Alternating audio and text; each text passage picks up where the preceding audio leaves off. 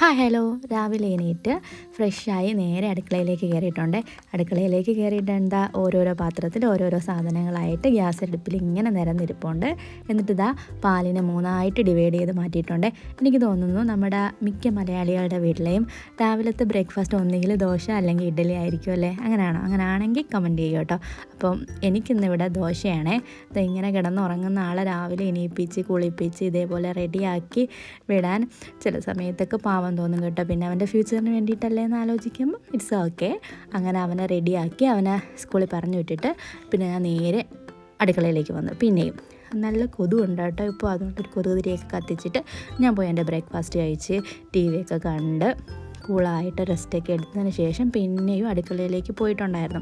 ഉച്ചക്കത്തേക്ക് എന്തെങ്കിലും ഉണ്ടാക്കണമല്ലോ. അങ്ങനെ അരിയൊക്കെ കഴുകി എന്നിട്ട് ഇന്ന് അമരയ്ക്കത്തോരൻ വെക്കാമെന്ന് വിചാരിച്ചേ. ഈ മലക്കറിയിൽ അമരയ്ക്ക കിടക്കുമ്പോൾ അതെങ്ങനെയെങ്കിലും സാമ്പാറിലോ അവിയലോ ഇട്ട് തീർക്കാറാണ് പതിവ്.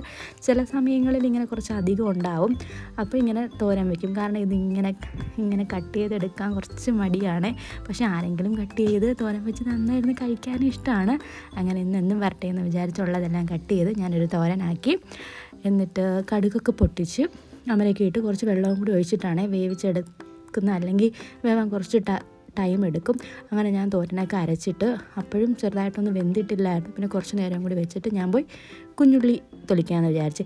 ഞാനുണ്ടല്ലോ ഈ മലക്കറി മേടിക്കുമ്പോൾ നമ്മുടെ സവാളയിൽ അത് ഏറ്റവും ചെറുത് നോക്കിയിട്ടും ഈ ചെറിയ ഉള്ളി കുറച്ച് വലുത് നോക്കിയിട്ടുമാണ് എടുക്കുന്നത്. നിങ്ങളും അങ്ങനെയാണെങ്കിൽ കമൻറ്റ് ചെയ്യും കേട്ടോ അതും. എന്നിട്ട് ഇതാ അരച്ച തേങ്ങയൊക്കെ തോരനകത്ത് ഇട്ടിട്ട് കുറച്ച് തേങ്ങ എടുത്ത് ഞാനൊന്നും വറുക്കുന്നുണ്ട്. എന്ന് വെച്ചാൽ കുറച്ച് ചിക്കൻ ഇരിപ്പുണ്ട്. കുറച്ച് ഒരു 3-4 കഷ്ണം ചിക്കൻ ഇരിപ്പുണ്ട്. അതൊന്ന് തേങ്ങ വറുത്തരച്ച് വെക്കാമെന്ന് വിചാരിച്ച്. ഇത് ഒരു തട്ടിക്കൂട്ട് വറുത്തരച്ച ചിക്കൻ കറിയാണ്. എങ്ങനെയാണോ വറുത്തരച്ച ചിക്കൻ കറി വെക്കുന്നതെന്നൊന്നും എനിക്കറിയത്തില്ല. ഇത് എൻ്റേതായ സ്റ്റൈലിൽ ഞാനങ്ങ് വെച്ചതാണ്. അപ്പോൾ അതൊക്കെ വെച്ച് ചിക്കൻ കറിയും തോരനൊക്കെ വെച്ചിട്ട് ഞാൻ പോയി ചോറൊക്കെ കഴിച്ചേ. ഇങ്ങനെ ജോലി ചെയ്തുകൊണ്ടിരിക്കുമ്പോൾ ഇതേപോലെ വീഡിയോസൊക്കെ കാണുന്നവരുണ്ടെങ്കിൽ പറയണം. അപ്പം പണി പെട്ടെന്ന് തരും. അപ്പോൾ വീഡിയോ എത്രയുള്ളൂ ഇഷ്ടമായാൽ ലൈക്ക് ചെയ്യുക, സബ്സ്ക്രൈബ് കൂടി ചെയ്ത് സപ്പോർട്ട് കൂടി ചെയ്യണം കേട്ടോ. ബൈ.